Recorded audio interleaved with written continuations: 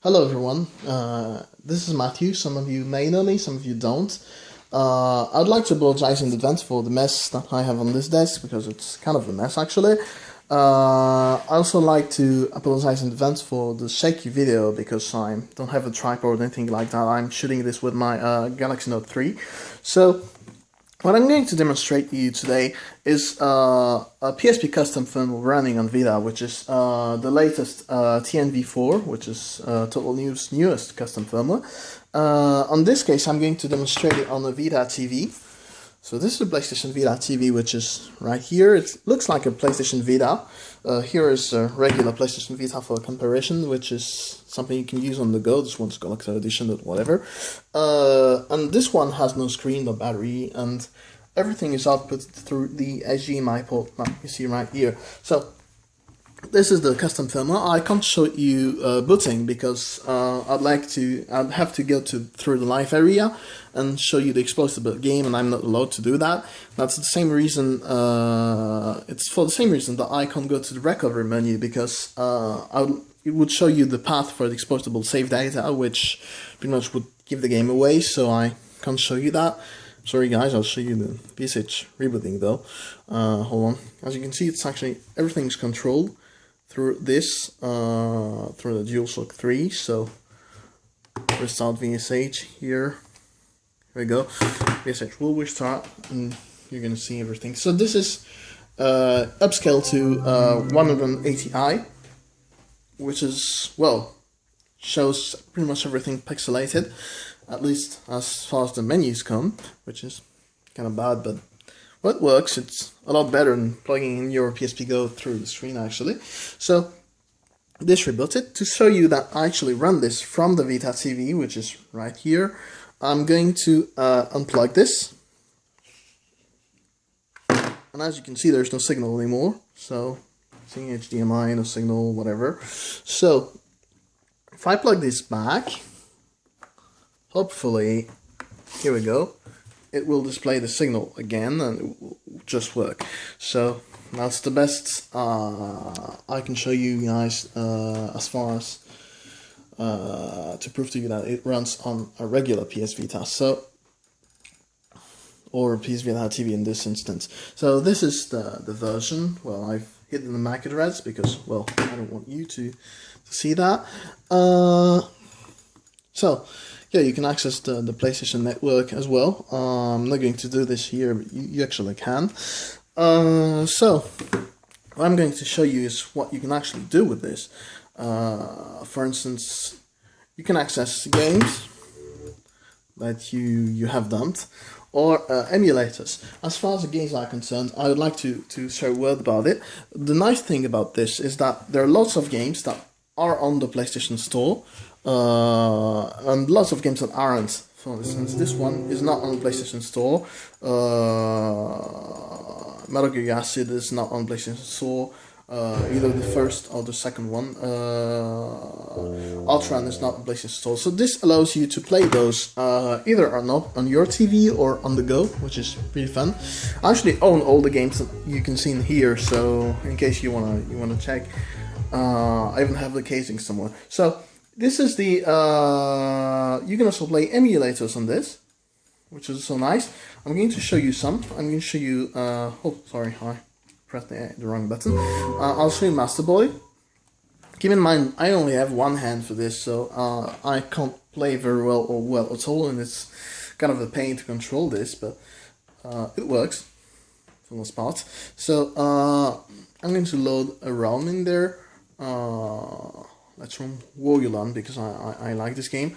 I actually finished this. Looks a little bit pixelated, but it works. As you can see, I have a character here, which is Mathieulh. I'm going to go through File A. There are lots of different emulators in this. There is even a Nintendo 64 emulator, which I don't have installed here, but there is one. So it's pretty neat to play all these old school consoles on the big screen. I'm going to leave this menu now because I really suck at playing with one hand. So I'm going to exit the emulator, yes, I want to exit the game, blah blah blah, and it's going to reload the VSH, which is the true name for the cross media bar for the XMB. So here I'm back to the VSH. I'm going to select another emulator, which is going to be well, let's play some CPS2. Here we go. Again, this is pretty much impossible to play with one hand, but I'm just showing you this for the purpose of demonstrating what you can run with this. So, for instance, I'm going to run Hyper Street Fighter 2. Here, it's actually loading. Takes a while to actually load these ROMs, just like Neo Geo. Actually, it takes a while to do so. So here we go, Hyper Street Fighter 2. Blah blah blah. Only use this in Japan. Yeah, well, I'm not in Japan, but whatever. So let's pick Turbo. I'll just start the game and lose the emulator a bit bigger time. I can't play this with one hand now, I'm sorry. So, as you can see, this actually works. Well, you can actually pick different configuration for the home button. By default, it's actually the PS button, but I don't want to pick this one, so I've chosen to use Start and Select. This is a new feature from this particular version of TNv4's custom firmware. There are other features. One of the most notable features is the high mem support. Basically, on the PSP 1000, you had only 32 megabytes of available RAM in the entire system. On the PSP 2000 later variants, you had 64 megabytes of RAM. But on the PlayStation Vita, well, on the PSP games in general, you only need 32 megabytes of RAM, so that's pretty much what the old Tool New custom film ran on. On the new one, it enables the 64 megabytes of memory, but only on certain firmwares. If you are on Vita firmware 2.12 or older, you're actually going to have this feature to be able to use the extra RAM. If you're on a later firmware, actually Sony disabled this directly on the PSP emulator on Vita, so we can't enable it back. And well, you lost that feature. I'm sorry. I'm not sure you're actually going to need it, but it's there. You can also run plugins, which is pretty nice, but I can't show you because it would mean I'd have to go to the recover menu, and I can't actually go to the recover menu to show you what game I've exploited. So let's run the game. Let's run Metal Gear Acid, which is actually not available on the PlayStation Store anywhere, which is kind of ridiculous, but that's the truth. So, Sony, if you're actually watching this video, please release all these games. There are pretty much about 100 games that have not been shown on the store, that you can't buy on the store, which is pretty stupid, and that's just PSP games. I'm not even talking about PlayStation 1 games. Actually, PlayStation 1 games run on this emulator, but you will not get the sound. That's because Sony disabled it pretty much on the PSP emulator.